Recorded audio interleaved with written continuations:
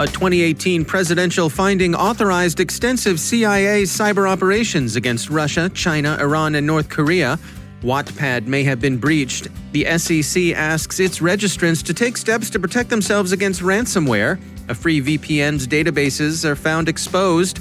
Joe Carrigan on privacy versus security on Android devices. Our guest is Chris Deluzio from Pitt Cyber on election security. And Beijing woofs in the direction of London over the UK's Huawei ban.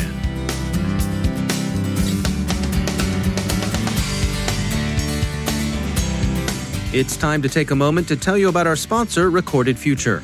Recorded Future is the real-time threat intelligence company whose patented technology continuously analyzes the entire web to develop information security intelligence that gives analysts unmatched insight into emerging threats. And when analytical talent is as scarce and pricey as it is today, every enterprise can benefit from technology that makes your security teams more productive than ever. We at the CyberWire have long been subscribers to Recorded Future Cyber Daily, and if it helps us, we're confident it will help you too. Subscribe today and stay a step or two ahead of the threat.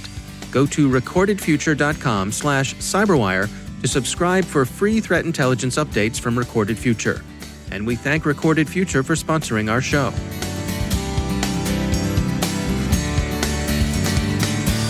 Funding for this CyberWire podcast is made possible in part by McAfee. Many companies are continuing to support a work-from-home model while putting a strain on their IT resources and security. McAfee is helping companies scale their security to work-from-home employees while optimizing IT architecture. Learn more at mcafee.com/workfromhome. From the CyberWire studios at Data Tribe, I'm Dave Bittner with your CyberWire summary for Wednesday, July 15th, 2020. A 2018 presidential finding authorized the U.S. Central Intelligence Agency to conduct offensive cyber operations against a range of foreign targets, according to a story running exclusively in Yahoo. Iran, Russia, China, and North Korea figured prominently on the target list, unnamed former government officials said. The activities authorized extended beyond intelligence collection to include actively disruptive measures and influence operations. The finding was sufficiently broad to encompass organizations credibly believed to be acting on behalf of or in cooperation with hostile intelligence services. The active measures the CIA was authorized to take included actions against financial institutions, kinetic effects against infrastructure, and hack and dump operations in which documents are taken and posted when and where they could be expected to influence opinion. The people speaking on background for the story told the reporters that Langley had been to some extent divided on the advisability of offensive cyber operations, but that the CIA had sought such authority for years, going back at least 2 administrations. They had expected both Presidents Bush and Obama to sign a relevant finding, but neither did. They had not expected such a finding from President Trump and were pleased when it was signed, or more than pleased. One of the unnamed former officials told Yahoo's reporters, quote, "People were doing backflips in the hallways," end quote. Former CIA General Counsel Robert Edinger, who did speak on the record, had no knowledge of the 2018 finding, but he did confirm that there had for some time been 2 camps at Langley, those who saw restraint in cyberspace as prudent and valuable, and others who sought authority for more offensive cyber operations. Yahoo says that neither the CIA nor the National Security Council responded to their questions. Bleeping Computer reports that popular storytelling site Wattpad may have been hacked for a 270 million record database. The information, formerly for sale, is now being offered for free in various hacker sites. Its authenticity is under investigation, and Wattpad has brought in security assistance to help it run down what the incident actually amounts to. Researchers at Comparatech say they've found that Hong Kong-based VPN provider UFO VPN left a database of user logs and API access records exposed online without passwords or any other form of authentication to protect it. VPN Mentor says it found an even more extensive exposure. It wasn't just UFO VPN, but 6 other brands as well. Fast VPN, Free VPN, Super VPN, Flash VPN, Secure VPN, and Rabbit VPN. They all appear to share a common developer. The data VPN Mentor says it found exposed include PII of some 20 million users, and it runs to such items as email addresses, clear text passwords, IP addresses, home addresses, phone models, device ID, and other technical details. The 7 apps advertise themselves as both free and no log meaning that they didn't collect any personal information, but that seems not to be true. The 7 apps are connected in a number of ways. Their branding tends to be similar, and several of them promise military-grade security. We're not sure either what military-grade means, but it probably doesn't extend to leaving an Elasticsearch server flapping in the virtual breeze. VPN Mentor thinks they are all white-labeled versions of the same product. In any case, they use the same Elasticsearch server, they're hosted on the same assets, and they use a single recipient for payments, DreamFi HK Limited. VPN Mentor says, there are a lot of excellent free VPNs out there, but in the case of these 7, you apparently get what you pay for. The U.S. elections will be here before you know it. Oh, heck, let's see here. Hey, Siri. Yes? How long till the U.S. elections? It's 111 days until then. Whew, okay. Chris Deluzio is Policy Director at the University of Pittsburgh's Institute for Cyber Law, Policy, and Security, also known as Pitt Cyber. He joins us with insights from their recent report titled Ensuring Safe Elections. Well, I think the situation in the world right now, where we're confronting a public health crisis, and we in many states are dealing with primary elections, and across the country have a general election in November that includes the election of the president, all members of the House of Representatives, many senators, many state officials, presents a very unique set of challenges. And many of the solutions to those challenges require a serious infusion of resources, largely to the states, and to be really precise, to local officials of the county or in some places city or town level. And without those new resources, and really that ought to come from the federal government given the national scope of what we're confronting, we fear that election officials, who are, again, predominantly local and state folks, won't be equipped to protect our democracy and ensure that voters are able to vote safely and securely come November. What is the spectrum that you see going from state to state? Are there states that are much better off ahead of the pack when it comes to these sorts of things and others that need to catch up? Well, I think states that already are doing vote by mail as a primary method of voting are, of course, well suited to give people the best chance to vote safely during a public health crisis. But then there are a whole lot of states that aren't the 5 that primarily vote by mail that also offer no excuse absentee voting or no excuse mail voting. And so they're also in a good position. But of course, the devil's in the details. Are those states affirmatively sending applications or ballots? States that have things like automatic voter registration, where you're capturing updates to people's addresses if they interact with a government agency, say the DMV, for example. Those states have likely cleaner and more accurate voter registration lists, and thus can make a pivot or transition to a mail voting system perhaps more quickly. And so they're in a better position. And that's a growing number of states, but not the majority yet. Why not shift to things like voting online? Why the emphasis on voting by mail? Well, the unfortunate truth is that online voting just is not secure and ready for prime time. There's, frankly, consensus among computer science experts and others who have studied online voting and show that the unique challenges of an election where voters have to be, their votes are anonymous, that online voting presents too many risks, and the hacking in particular vulnerabilities are too substantial to overcome. So it's not a viable option for secure elections. And so we have to instead look at what technologies and options we have. And those really are to adapt our current voting system, which is a mix in the states of voting in person and voting by mail, to the public health crisis. And for most states, that means expanding the ways in which voters can safely vote from home, while also making sure we have good, reliable, and safe options for voters to vote in person who may need to. That's Chris Deluzio from Pitt Cyber. The U.S. Securities and Exchange Commission has issued a ransomware warning to its registrants, which include broker-dealers, investment advisors, and investment companies. The SEC's Office of Compliance Inspections and Examinations refers the registrants to applicable CISA alerts.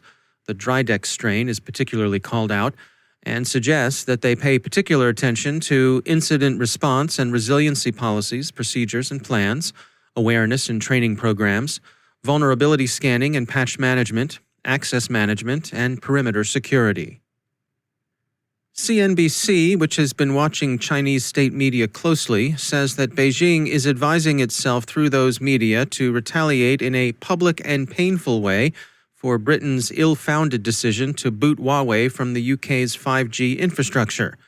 The state-run Global Times put it this way, waving both carrot and stick, quote, "It's necessary for China to retaliate against UK, otherwise wouldn't we be too easy to bully? Such retaliation should be public and painful for the UK," the paper wrote. Thus, the stick. And here's the carrot, quote, "But it's unnecessary to turn it into a China-UK confrontation. The UK is not the US, nor Australia, nor Canada. It's a relative weak link in the Five Eyes. In the long run, the UK has no reason to turn against China, with the Hong Kong issue fading out." End quote. So, London, wise up. You're not as important as the US, Australia, or Canada. Maybe a northern hemispheric New Zealand. So the carrots there, we don't want no trouble, but they're actually kind of whacking Her Majesty's government with it. Hong Kong's old news, London, and you've lost that one anyway. So wise up and do business with Shenzhen. We paraphrase, of course.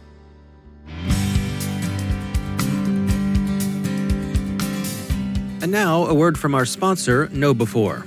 There's a reason more than half of today's ransomware victims end up paying the ransom. Cyber criminals have become thoughtful, taking time to maximize your organization's potential damage and their payoff. After achieving root access, the bad guys explore your network, reading email, finding data troves, and once they know you, they craft a plan to cause the most panic, pain, and operational disruption. Ransomware has gone nuclear. KnowBe4 has an exclusive webinar that covers ransomware. In it, you'll find out why data backups, even offline backups, won't save you, why ransomware isn't your real problem, and how your end users can become your best last line of defense. Go to knowbe4.com/ransom and learn about this exclusive webinar. That's knowbe4.com/ransom, and we thank KnowBe4 for sponsoring our show.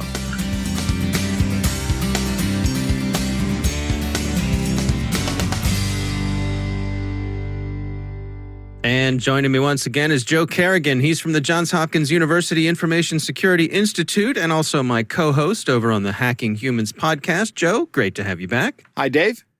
Interesting article came by. This is from the folks over at Android Central, online website, written by Jerry Hildenbrand. And the title is Security Isn't Privacy, and You Can Have One Without the Other. Yep. It's titillating title there, Joe. What's your take on this article? I like this article a lot. It is it embodies everything I like about Android and everything I dislike about it. And Jerry makes a good point here that Android is one of the most secure operating systems ever. And the reason it's the most secure, one of the most secure operating systems ever, is because it's open source. It has a lot of eyeballs looking at the code. There are people looking for exploits, and when they find the exploits, they sell them to Google, who then patch the exploits, or vulnerabilities rather, not the exploits. And Google does a very good job of keeping this operating system secure because it is so integral to their business model, right? They need to make sure that by secure, that only the intended people have access to the device. Yeah. Now, that's where privacy comes in, because one of those intended people is Google. And Jerry points out in this article that you are making an economic decision to trade your data to Google. And he makes a point that Google doesn't sell your data to third-party providers, but they use that data to build a profile of you that is remarkably accurate. I was going to say it too. Maybe a distinction without a difference in this case. Well, perhaps. I don't think. I think it's more of a distinction. I think there's more of a difference. Yeah, they're going to. They can break down their demographics like we've never had the opportunity in human history to break down demographics like this before, right? Yeah. And target ads at such a group of people that are interested in a particular, that we get the highest return on the advertising dollars that we possibly can. Okay. Right? So from the business standpoint, it's a really good proposition. The question is, do you as an Android user want to be targeted with that level of specificity? And if not, maybe you make a different selection. Yeah. Maybe you make a different decision. Jerry makes some good points here. I mean, you look at the apps like Google Photos, which is something that I use, and boy, the functionality of that it's great. It really is an enhancement over other photo apps that I've used to be able to just go in and do a plain text search for anything. Dogs in the snow. Boom! Right. All my pictures of dogs your dog in the snow. Right. It's wonderful, but like you said, the trade-off there is that I'm giving them access to those photos to do machine learning training and all the different sort of things that they want to do with them. But I've made that decision that it's worth it. Right, exactly. And that's really the important thing is we have to make that decision consciously, right? And a lot of us don't do that. A lot of us just go, ooh, cool, and it's free? Yeah, it kind of. It's kind of free. You're paying for it with your behavior and your personality and your location and your likes and your dislikes. Well, and I think also an important point here is that this is okay as long as there's another choice. In other words, if Google were the only game in town, if they had a true monopoly and Android was the only mobile operating system that had any meaningful market share, right? Well, I think we'd have a different value equation there, and perhaps Google would operate differently because they wouldn't have the competitive pressures that they have now to not go too far. Yeah, maybe they would sell your data at that point. Yeah. Because that would be incredibly lucrative. And when I say sell your data, I mean actually take the data that they built about you and transfer that to a third party for money. Not sell your data like I'm going to sell advertising to Dave because the advertiser wants specifically to reach Dave and people like Dave. Right. It's interesting to me, this article points out this notion that security isn't privacy. And I think that's an important point because I think that's something a lot of folks overlook. They kind of group the two things together. And I think it's important to have a distinction in your mind that they're not the same thing. I agree 100%. That is a very important distinction that we all need to be aware of. Like I said earlier, security is I want to make sure who can access the device is an authorized user. I want to make sure that they can't do anything remotely to get access to it. These are the kind of things we think about as security. Privacy is nobody knows my data but me. Right, and that is not what you're getting when you're getting an Android phone. Yeah, and it's possible to have your privacy compromised securely. Yes, absolutely. Right. All right. Well, again, the article is Security Isn't Privacy, and you can have one without the other. It's over on Android Central. Joe Carrigan, thanks for joining us. My pleasure, Dave.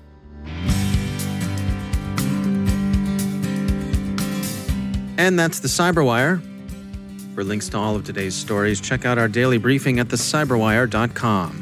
And for professionals and cybersecurity leaders who want to stay abreast of this rapidly evolving field, sign up for CyberWire Pro. It'll save you time and keep you informed. Listen for us on your Alexa smart speaker, too. Thanks to all of our sponsors for making the CyberWire possible, especially our supporting sponsor, Proofpoint's Observit, the leading people-centric insider threat management solution. Learn more at observit.com. The CyberWire podcast is proudly produced in Maryland out of the startup studios of Data Tribe, where they're co-building the next generation of cybersecurity teams and technologies. Our amazing CyberWire team is Elliot Peltzman, Puru Prakash, Stefan Vaziri, Kelsey Bond, Tim Nodar, Joe Carrigan, Carol Terrio, Ben Yellen, Nick Valecki, Gina Johnson, Bennett Moe, Chris Russell, John Petrick, Jennifer Iben, Rick Howard, Peter Kilpie, and I'm Dave Bittner. Thanks for listening. We'll see you back here tomorrow.